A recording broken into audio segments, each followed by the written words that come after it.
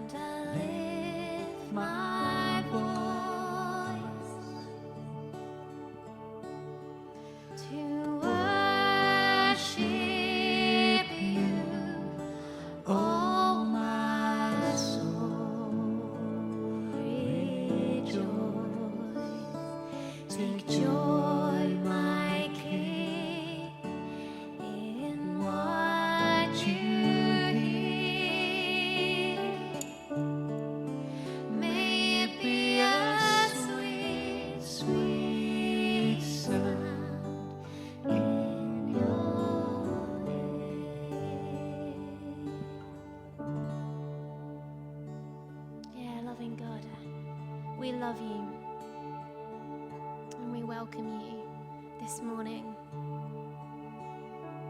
into our homes, into our hearts, into this place, into this community.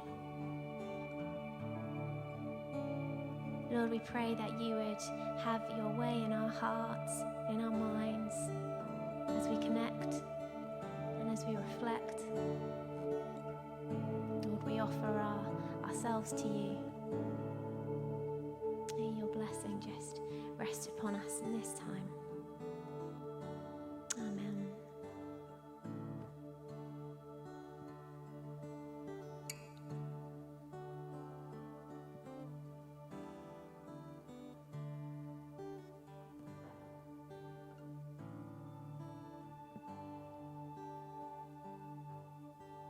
Awesome.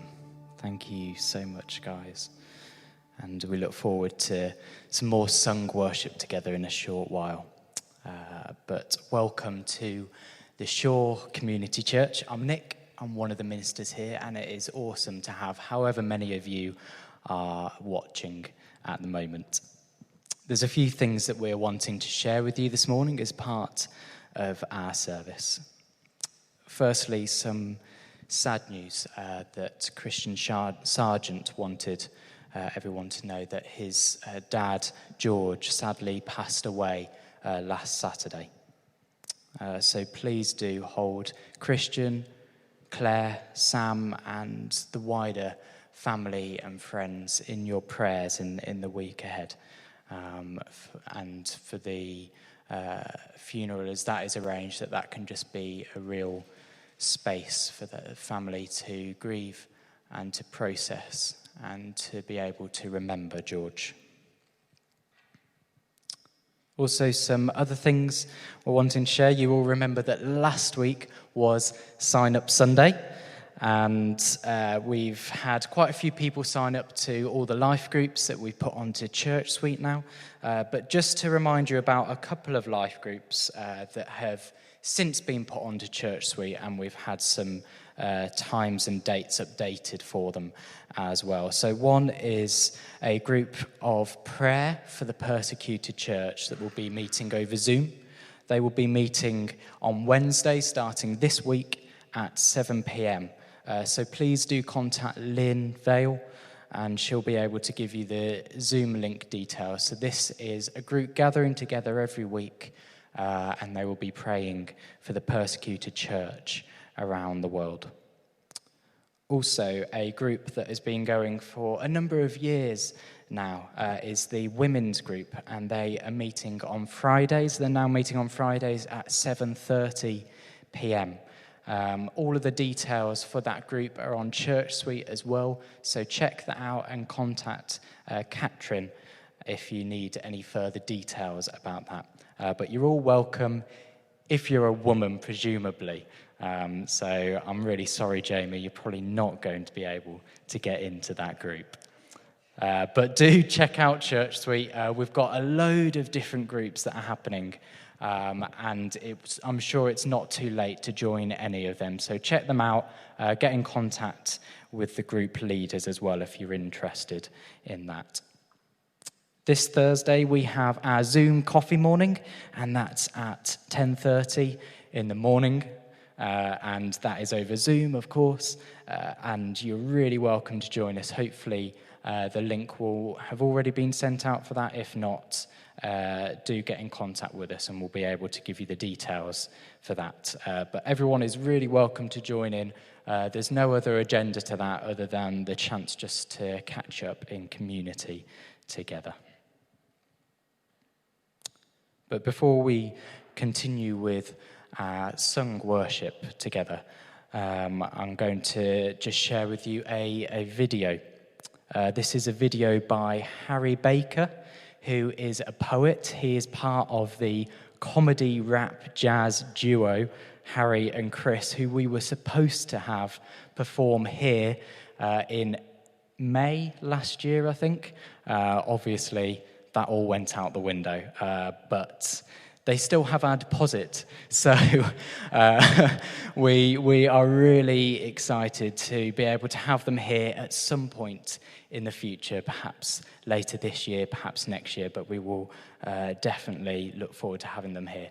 They are a Christian duo, but the way that they share their faith is really accessible to everyone inside the church, outside the church, and they really encourage a way of living that is kind of conducive with God's kingdom. And Harry does a lot of his own work, his own poetry, and has shared some really powerful poems over lockdown. Do go and check out Harry Baker over YouTube or on his Instagram if you're needing a weekly dose of encouragement. But I'm just going to share this video with you now, and I hope it will just really help challenge each of us. The poem is called Impossible, and it's this reminder to all of us that actually many things seem completely and utterly impossible, but actually miraculous, amazing things do happen that are actually everyday things that just on paper shouldn't. What's happening there? On paper shouldn't be able to happen, and yet they do. And I think it's really relevant for us in the thick of lockdown as well, whilst things might seem really far from returning back to any sense of normality. But actually it is possible and it will come. But I'll let Harry do the talking. Cheers. Finding it too easy to tell myself it is too hard. When facing the end, that it's too late to even make a start. But if we take impossible to mean that we don't have a chance, we have lost sight of how unlikely it was we would get this far. The way the single fish outwits a shark by sticking with its school. The way the crescent moon outspins its dark to once again be full. Even winter, given long enough, begins to lose its cool. That which was once exceptional now barely registers at all. Flamingos and giraffes look like they were drawn by a child. We can't begin to comprehend all of the ways this world is wild. None of them asked if they were possible before they came to be. None of them have ceased to exist by being told they make believe. The bug who finds it all too much and tries to shut off everything, to have recovered and then summoned up the strength to stretch its wings, the snake, so full of itself that it cannot help but shed its skin. Or how instead of death, the hedgehog went to bed and slept till spring.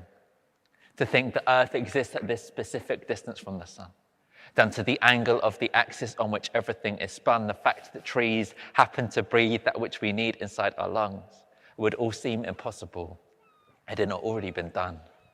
We are impossible to everyone who's ever gone before, and everyone who's yet to come will push impossible some more, just as indeed the do's we did outdo the don'ts we didn't. So everything's impossible until it isn't. The thought of rivers changing course before somebody gave a damn, or that a tide might turn from shore before a line's drawn in the sand. We cannot know how far our actions go, the impact they might have. Sometimes the only thing that we can do is to do all we can. Just as the night is at its darkest when it's introduced to day, just as the dry is at its harshest in the breath before it rains. It's easy enough to believe in something when it's all okay, but it's when times are at the hardest that it's hardest to have faith. Yet when the light begins to fade, that's when we need it the most. It's by surviving day to day that we see seasons evolve. If there was never any doubt, there'd be no reason for hope. It could be too late to do anything. It sure as hell is if we don't.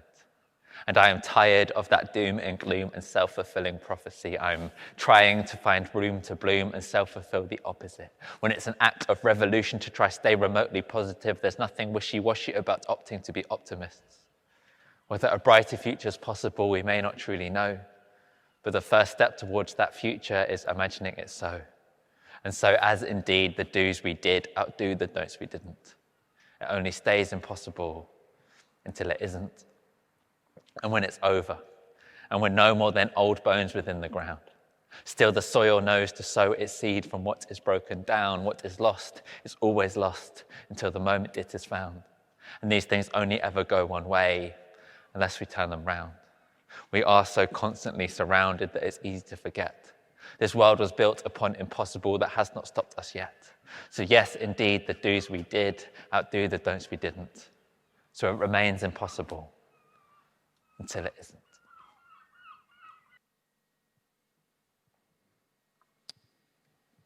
Some really powerful words there, aren't there?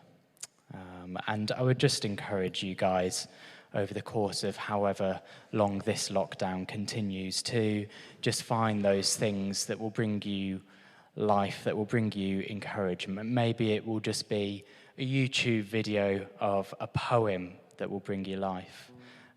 Maybe it will be a song that you can just play really loud in the morning and just really mull over those words or the musicality of it, or maybe just to go out when the weather is not utterly miserable, and to just take a walk along the beach and just appreciate the space and the awesomeness of the ever-changing tides and shoreline.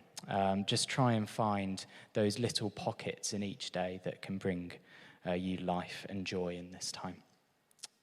But before we continue with our worship together, another form of worship together is our offering, what we give to this church, to this community. We give in many different ways, and one of those ways is to give financially. That helps to continue the work of this church within this community.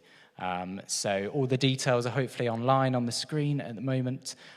So do check out the website, and you can give regularly, or you can give as a one-off. Anything that you can give at all can really help with the church's work. But back over to Hannah and the band as they continue the sung worship. Cool. Cheers, Nick.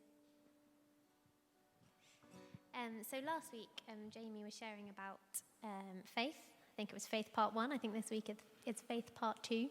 And he kind of looked at Hebrews 11 as a demonstration of active faith, being a belief and a pursuit of things that aren't sort of yet seen necessarily, kind of a search for a promised land. And I think one particular thing that really resonated with me was the kind of faith being about potential, about vision. So I think our kind of selection of songs this morning are just sort of drawing on those themes, that message, around what does it mean to be Christian, not be a Christian, as Jamie drew on last week, and how can we live faithfully? How can we build God's kingdom here and fix our eyes on Him, on the vision that He has for this world?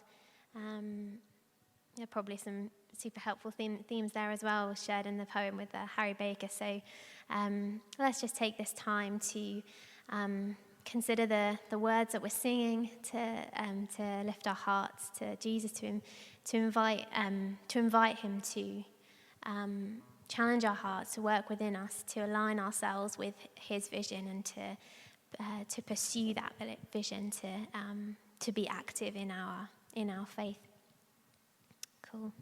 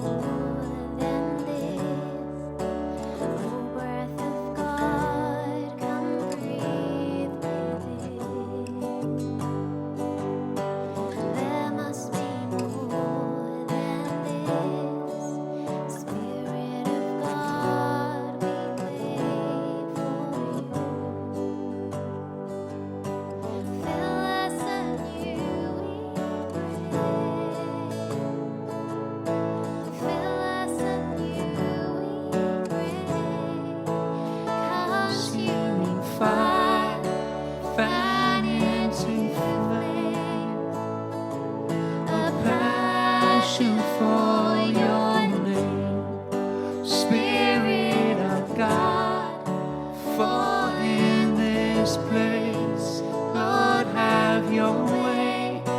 Lord, have your way with us. Come like a rushing wind, fill us with power from on high. Now set the captives free, leave us abandoned in your grace. Lord, let your glory fall. Lord, let your glory fall. Consuming fire, fan into flame. A passion for your name. Spirit of God, fall in this place. Lord, have your way.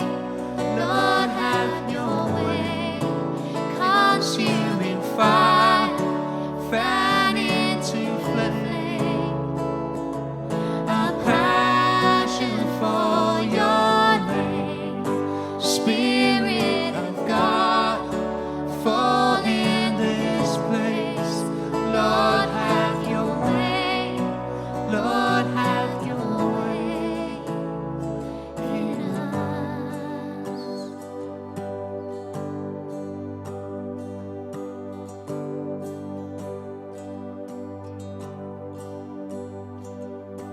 Fill us anew, we pray.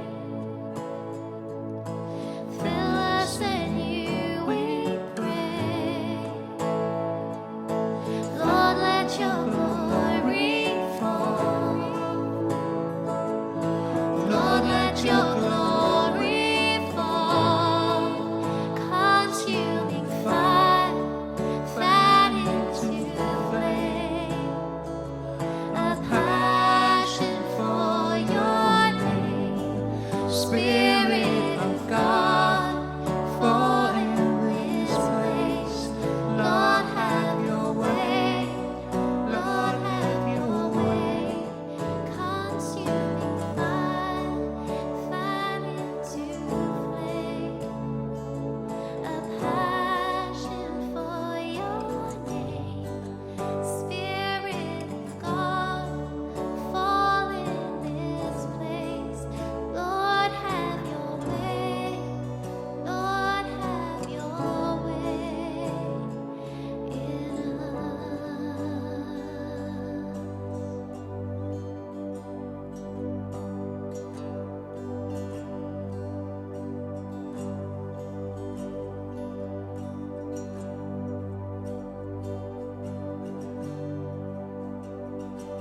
Yeah, Lord, we want to be transformed by you.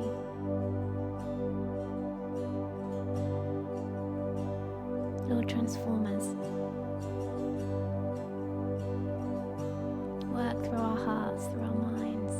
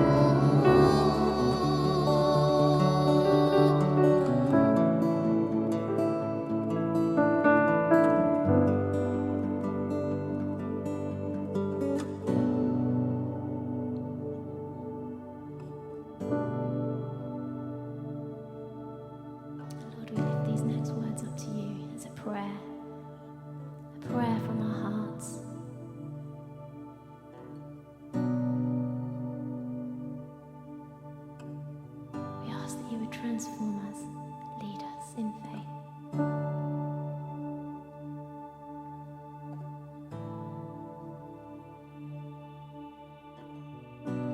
Spirit, lead me where my trust is without borders. May we walk upon the waters wherever you would call me. Take me deeper than my feet could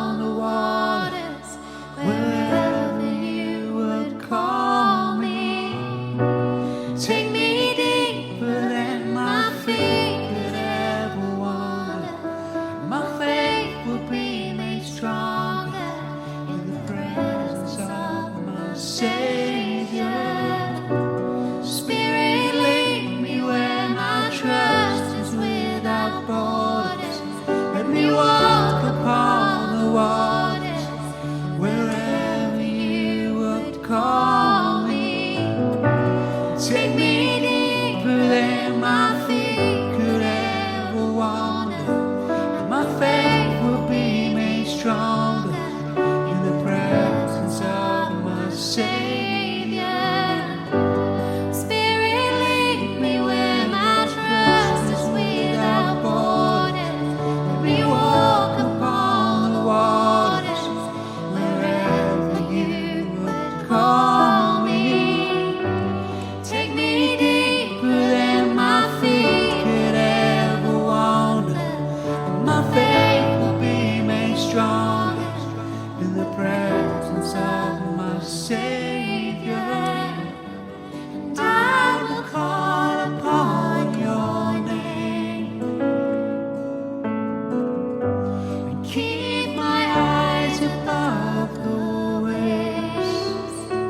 When oceans rise, my soul will rest in your embrace. For I am yours, and you are mine.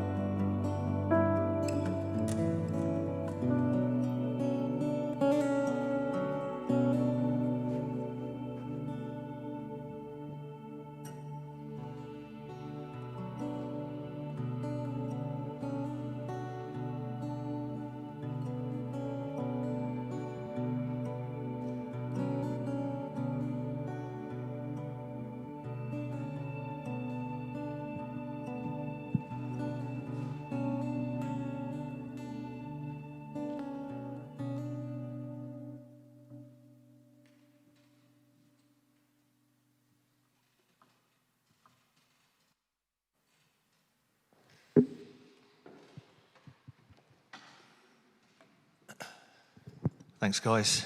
Thanks, band. Thanks, Hannah. Thanks, technical team. Hello, everyone. I'm Jamie. I'm one of the other ministers, here, along with Nick. If you're tuning in for the first time, you're very welcome. If you're tuning in for the 10 millionth time, then you can't count. But you're still welcome. Okay, we're carrying on this week in our Godwords series. And Godwords is all about just trying to unpack some of the big ideas of faith, of Christian faith, of the Christian tradition. And we're going through that famous triplet of faith, hope, and love at the moment. We looked at hope in the first week. Last week started looking at faith. And as Hannah said earlier, going to continue looking at faith this morning with the message I've prepared. And last week, go to the next slide, please, Paul, thanks. Last week, I kind of looked at it, as Hannah said earlier, from a more kind of biblical perspective. I sort of unpacked bits of Hebrews 10 and 11, a little bit of 12 as well, looking at that big biblical picture of what faith is. Trying to draw some things out of it. This week, I want to take more of a kind of different approach, maybe more, I'm not quite sure what to call it, maybe more of a cultural kind of approach.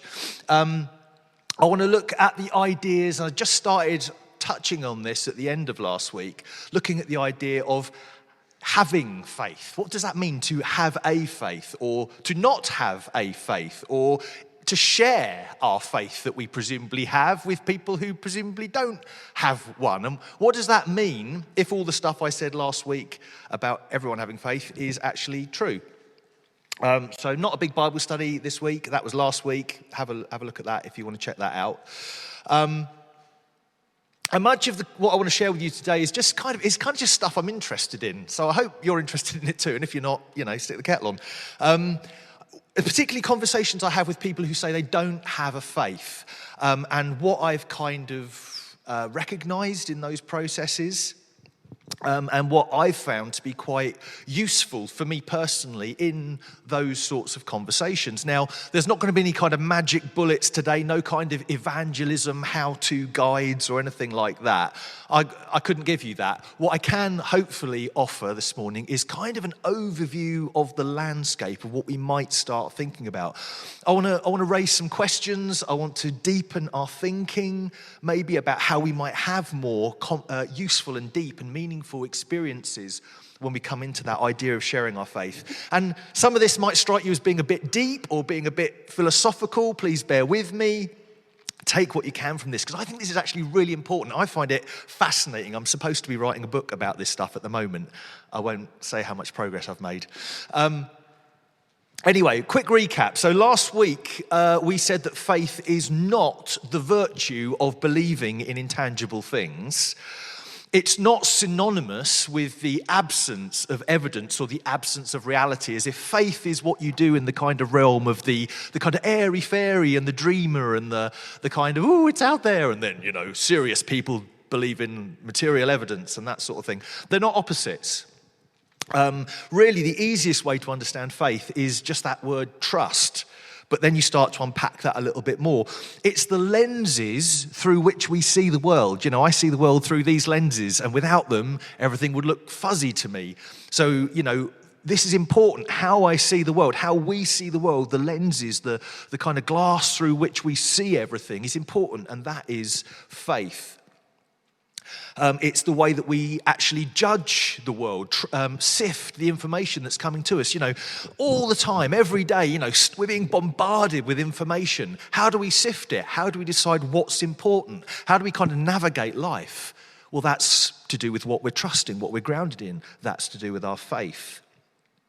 And faith proceeds from all that information. It's not opposite to it. It precedes it. It's on the same playing field. It's on the same continuum, if you want to use that language. Faith is what we do. The evidence takes us so far, and then the faith perhaps helps us to understand the evidence and also take it further into what we can't yet see or perceive materially. And last week, we ended up, next slide please, Paul, we ended up with this question, talking about people of faith, which is what I want to talk about more today. And I said, people of faith as opposed to what? Because it's my contention, it's my suggestion today that everyone has faith. So the idea of there are some people with faith and some people without faith just doesn't work, and I'll try and unpack that a little bit more. Because if you go down this line, you talk about people of faith, you relegate faith to a set of ideas, to an ideology that you might hold or you might not hold. Or worse, when you take that even further down the line, it just becomes like a tribe. It's a tribe that you belong to. It's a badge that you wear. It's a hat that you put on. Or you potentially don't put on. It makes faith a noun. And it's my suggestion, next slide please, as I ended up and as Hannah touched on earlier as well, that our Christianity is better held as a verb or as an adjective rather than a noun. A noun just makes it a badge, makes it a hat, makes it a tribe. It's the difference, as Hannah reminded us, between I am a Christian and I am Christian. Christian describes me rather than being just a label that I wear. Now, so I want to pack this idea today. Next slide, please. This is what it's all about today, as I've touched on a couple of times already. Everyone has faith. Now, I'm not the first person to throw out this idea. One of the most important theologians of the 21st century, a chap called Paul Tillich, said this. Next slide, please. And there's a picture of the man himself. And he said, the dynamics of faith are the dynamics of ultimate concern. The dynamics of faith are the dynamics of ultimate concern. Really, that sounds maybe a bit complicated, but all it's saying is that ultimate concern is what you're ultimately concerned with. Ultimately, what are you concerned with? When push comes to shove, what kind of is important to you? What is your concern? What in the end are you really all about? What makes you tick when push comes to shove? What ultimately will you sacrifice for? What ultimately will you serve, or do you serve? What do you prioritize above all else? When it comes to the crunch, what shapes your life and your decisions. And that's your ultimate concern. That's what ultimately you're concerned with. And that's his point. The dynamics of faith are the dynamics of ultimate concern. His point is just simply this, that everyone has something like that. Everyone has an ultimate kind of organizing principle, or you might call it a plausibility structure. What another philosopher of thought has called it that. It's the framework, as I've already said, it's the framework through which you see the world. It's the framework by which you make sense of the world and kind of find your way through it. Next slide, please. So, if faith is that ground from where we're really building our lives, remember the story Jesus told about the wise man who built his house on the rock rather than on the sand? Where are we really building our lives from? Is that, if that is faith, if that is our faith, whoever we are, we're building our life from somewhere, it's where we're rooting our trust. If that's the case, then everyone has one. Everyone is building their life on something.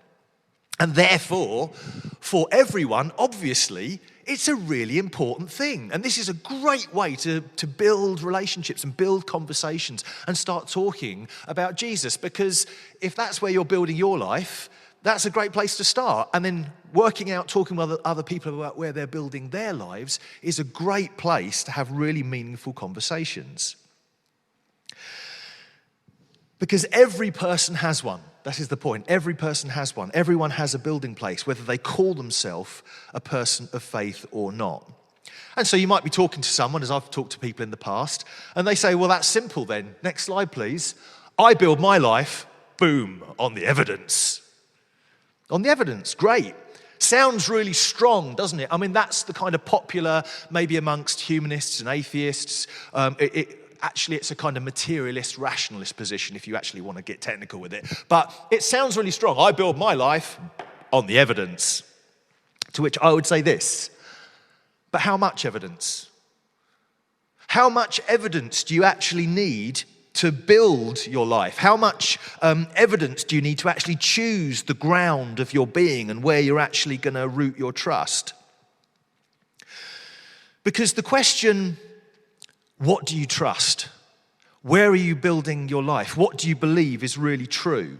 Those questions are awesome questions in the true sense of the word. I don't mean awesome as awesome, great. I mean awesome. They should evoke awe.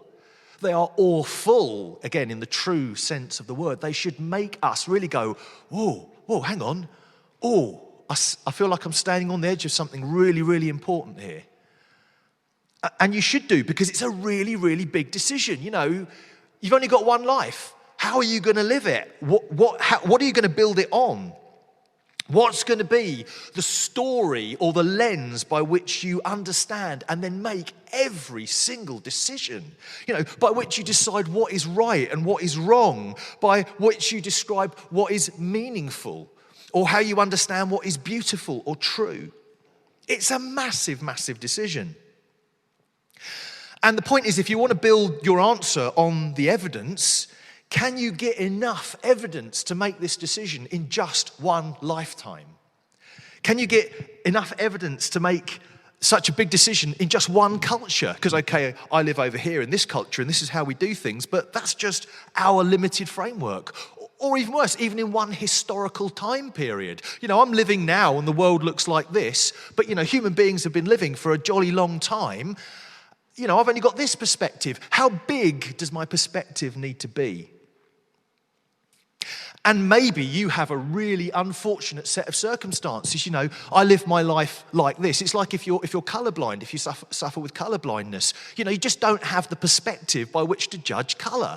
It's just, you know, that's your limited perspective. You know, you might have a set of really unfortunate circumstances or a particular environment which really limits your view. And if you end up looking at evidence and trying to base things on evidence from that very particular view and that very limited view, you might get a really skewed picture. Let's think of an illustration. Imagine, maybe you've got a friend like this, maybe you are this person, maybe you've had Just, you know that person who just has a string of really rubbish relationships, romantic relationships, maybe year after year, they just have just a nightmare of like horrible boyfriends or girlfriends, whatever it might be. And it's just hopeless, they just never seem to cut a break. And they might say, based upon this evidence, I have good evidence to say that good romantic relationships, don't exist. They are a figment of the imagination. They are rubbish. And you might say, yeah, you've had a really bad sample. It's just really unfortunate. You might say, actually, hey, maybe it's about you. Maybe it's stuff that you're bringing to the relationship. But anyway, whatever the circumstances are, you've had a really bad sample. Because you know what? The proof of the pudding of the idea of good romantic relationships isn't having a whole string of wonderful boyfriends or girlfriends, a whole string of wonderful relationships.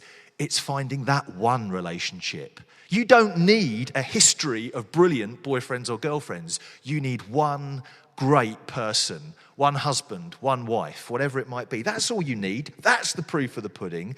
You need to keep looking. That's the proof of concept. So your sample of evidence is skewed, and you can't make a final decision about this. They might counter to you and say, well, how do you know?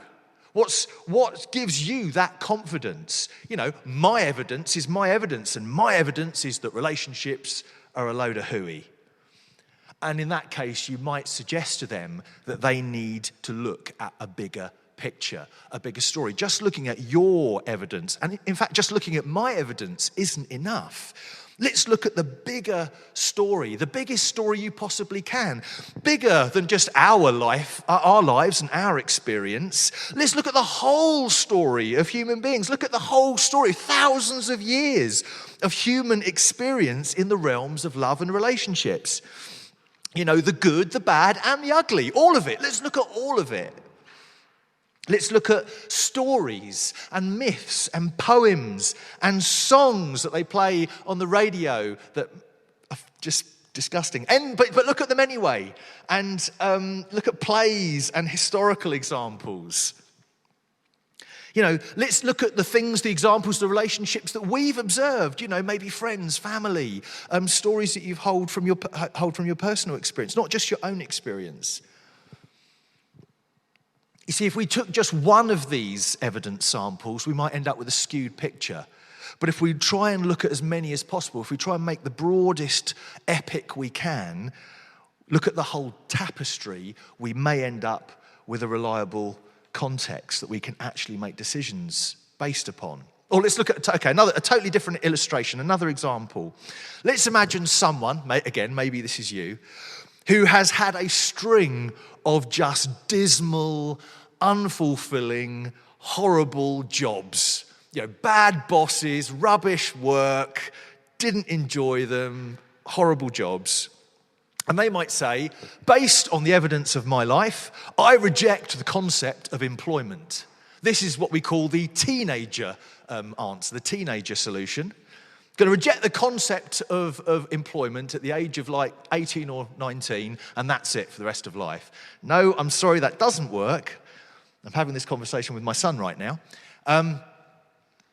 You need to look at the bigger picture. You need to look at the bigger story. You want to look at the role that purpose has played in human history, in the human epic. The role that vocation or providing for yourself and providing for those that you love. The role that meaningful, fulfilling labor and work and activity play in the great human story. That's how you make a judgment, not just on your unfortunate string of bad jobs or whatever it might be. You need a bigger picture.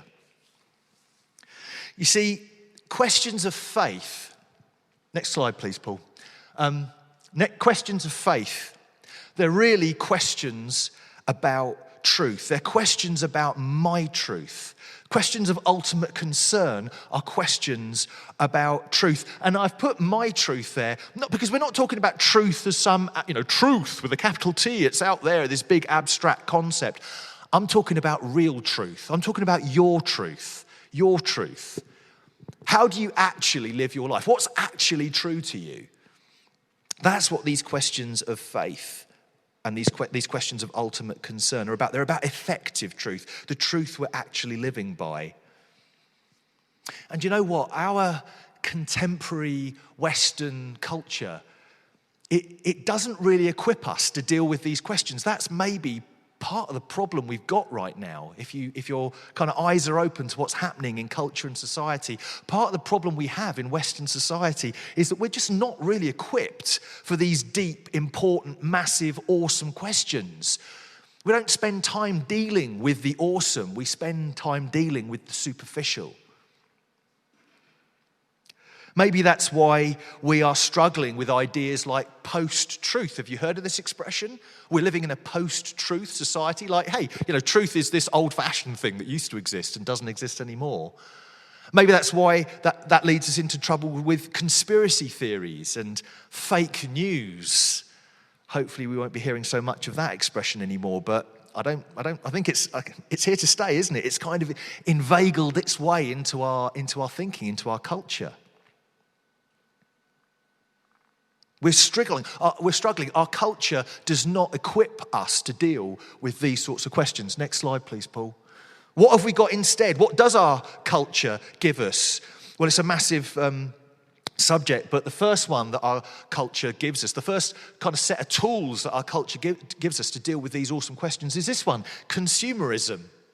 Consumerism, it's about organizing my life about whatever seems to be best to me at this moment, what I want, stuff I want that's going to make me feel good in the moment. So if I want a chocolate bar, I have a chocolate bar. If I want this car or that house or this set of clothes or whatever it might be, it's the idea that I can just acquire things that seem good to me right here, right now, and that's how I'm going to organize my life. And I'll have it and I'll consume it and then I'll move on. The trouble with this is our vision of who we are, and more than that, our vision of who we should be, is driven by people trying to sell us stuff. It's driven by advertising. That's my vision of what I want, my vision of who I could be or should be, is driven by someone who's actually trying to get money out of me, trying to flog me something. Well, that doesn't seem very safe. That doesn't seem very well balanced. It causes us to live moment by moment. It's kind of short term. It's shifting. It's erratic. It's untrustworthy. Okay, what else? What other tools does our culture give us? Well, this idea, we talked about it a little bit earlier, this idea of celebrity, of kind of self-promotion, this kind of superficial, seeking your 15 minutes of fame, or how many Facebook likes have I got? How many Instagram followers have I got? Am I adopting the trending meme of the moment? Hashtag blah, blah, blah. To give us what? To give us what? Why are we chasing this stuff? Is it to give us a sense of, well, I think it is. It's to give us a sense of value, to give us a sense of significance, to kind of define or give us a sense of identity or belonging from this stuff? This kind of superficial self-promotion culture that exists. And, we're all part of it. I'm not saying, this is bad or this is other people. This is me, this is you. This is the air that we breathe. But we just need to be aware of it so that we can judge it well. This sort of force in our society, you can see it not just on the small scale, but on the large scale too. It pushes us towards the loud and the outrageous and the unbalanced and the extreme, because that's what gives you attention. If you put in something shocking and radical into Facebook, you start generating some heat and some argument and some debate, the algorithms pick that up and start to promote it. It pushes us towards the loud, the extreme, the outrageous, the obnoxious often, rather than the deep and the subtle and the wise, the well-seasoned, the measured. That's what we need in our society. And this sort of force pushes us in exactly the opposite direction. And what else is our society kind of resting on? Well, next one, please, Paul.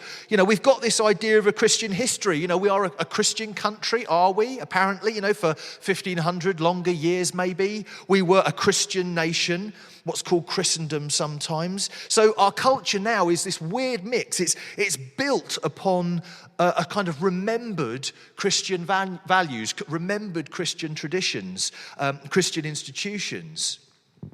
And this should give it strength. It should give us our sense of what's normal and what's sort of strong and stable and has been around for a long time. But unfortunately, we've got this as our foundation, but the majority of people don't believe that. They disavow that Christian past. They're not Christians. They don't call themselves Jesus followers. So we're sitting on a culture which gives us stability, a bit like we're sitting on the branch of a tree and we're busily sawing off the branch that we're sitting on. That cultural branch that gives us our stability, our roots, our values. No, we don't believe any of that. Not a helpful place to be. Now, I'm not defending all of that Christendom history. I'm not, flogging an idea of get back to the good old days. Far from it. If you know me, if you've heard me talk even a few times before, you know that's not what I'm about at all. It's more complicated than that. But next slide, please. Moving towards a kind of close now, bringing it into land. And these are some thoughts I just want to kind of bed in with you. I said earlier that no faith is not an option. It doesn't exist. So what does exist? If no faith doesn't exist, then what have we got? Next slide, please.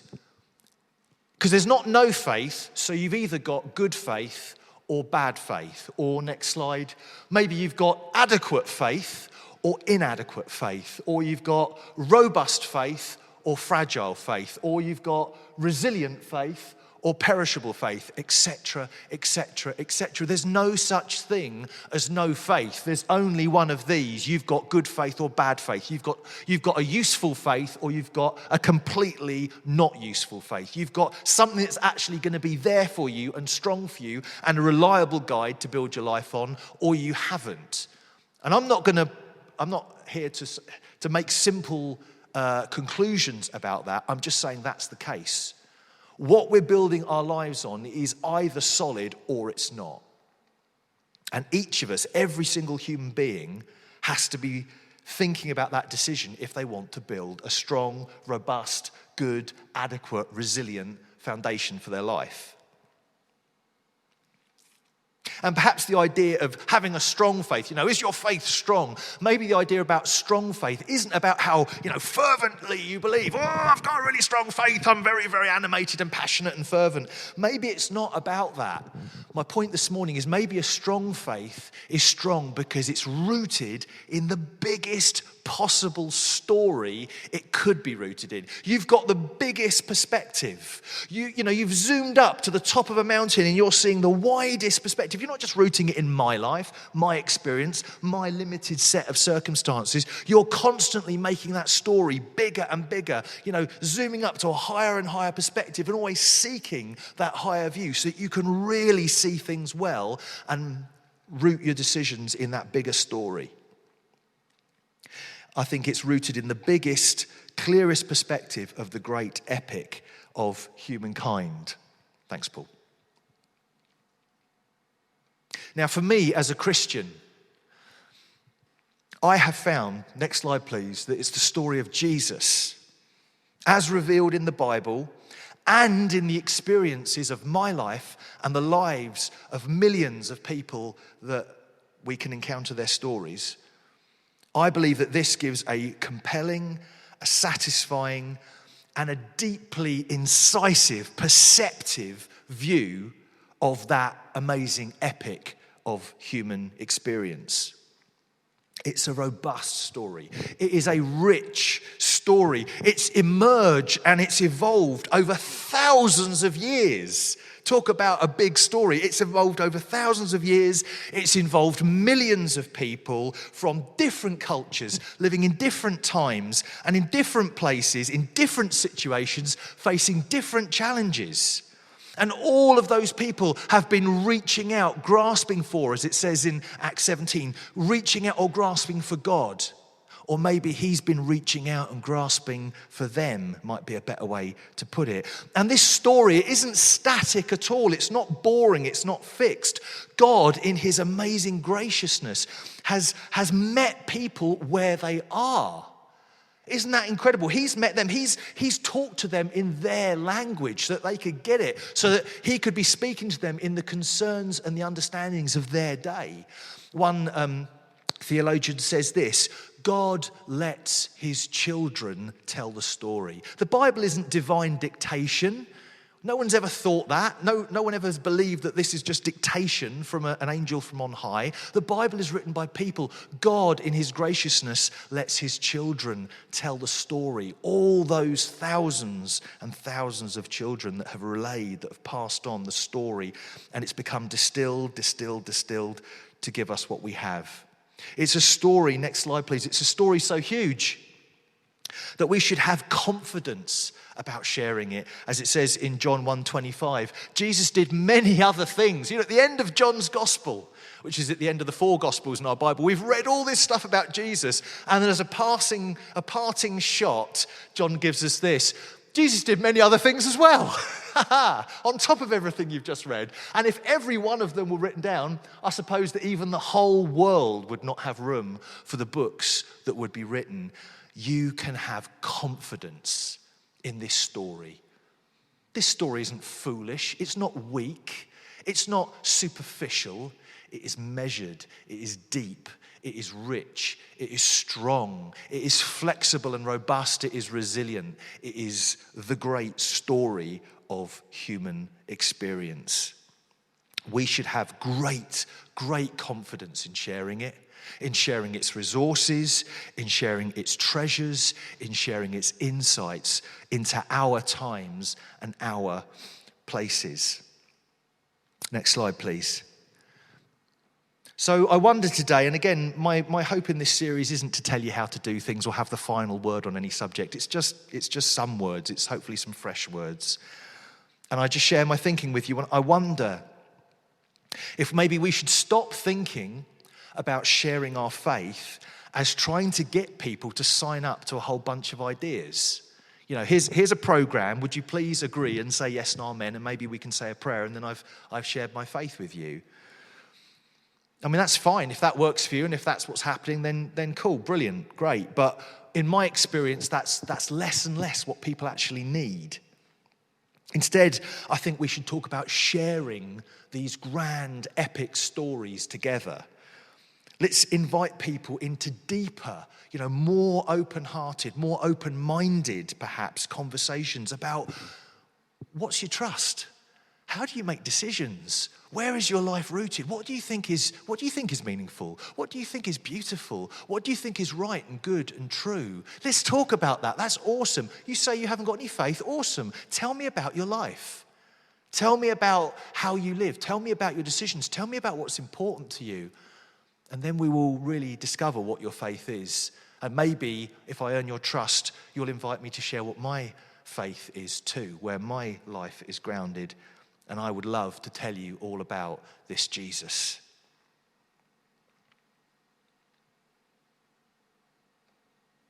I think that's everything I want to say today. So I'm going to invite the band back. I'm just going to pray with us as I do that. Father, I pray that you would help us to do this. I pray that we can root our faith. We can recognize the roots of our faith. And Lord, where our lives are not rooted in you, would you gently show us where we have become seduced by the alternate stories that maybe our society or our background or our upbringing or our context has given us? And would you just gently show us, even now as we're praying, Lord, where is my life not rooted in you?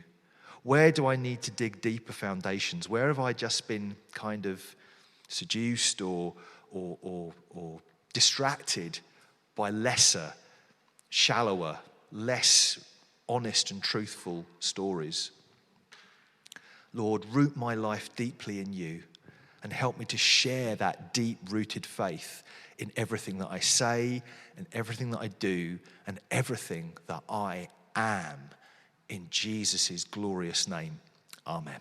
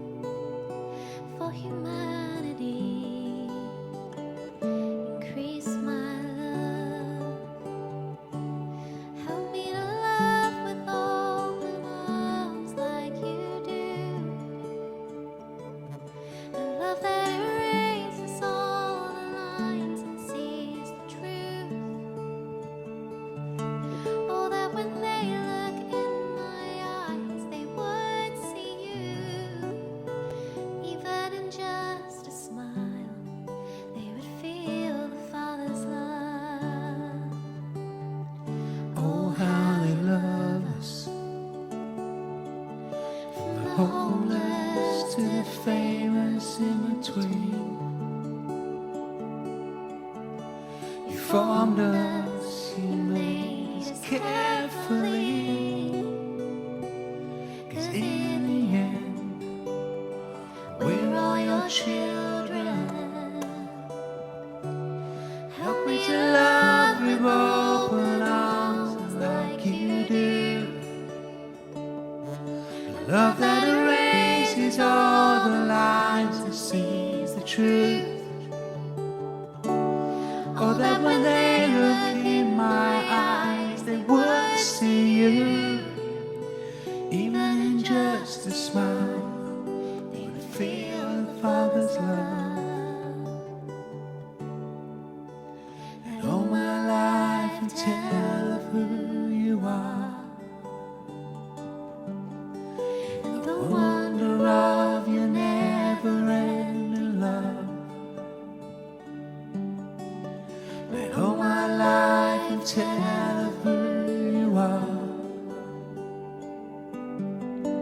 You're wonderful, such a good Father. Let all my life and tell of who you are.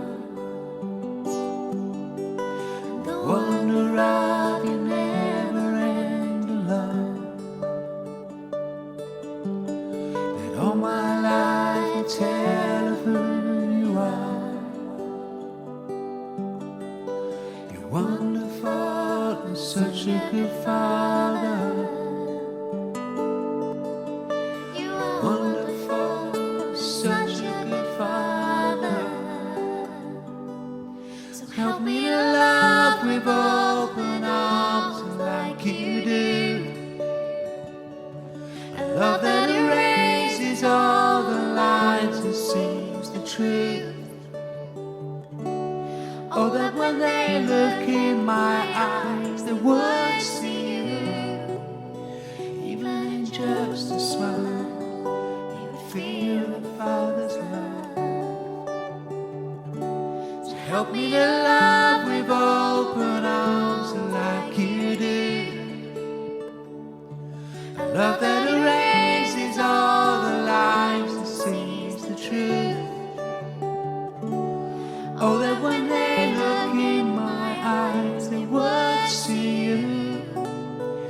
Even in just a smile, they would feel the Father's love. Even in just a smile, they would feel the Father's love. Even in just a smile, they would feel the Father's love. even in just a smile, they would feel the Father's love.